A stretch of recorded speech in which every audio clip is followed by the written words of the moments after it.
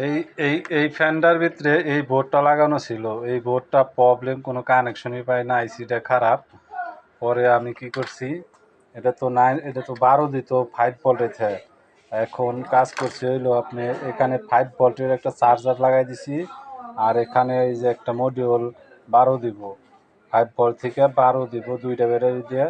এখন এই ফ্যানটা ওকে দেখায় আপনাদের ঘুরাইয়া,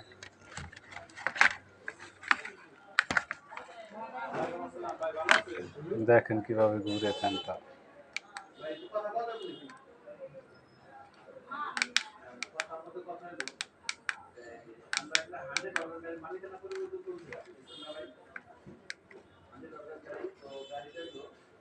দেখেন, একদম ওকে। এখন বাতাস লাগে, আর আগে কম বাতাস লাগতো। ভালো লাগলে ভিডিও শেয়ার করে দিন।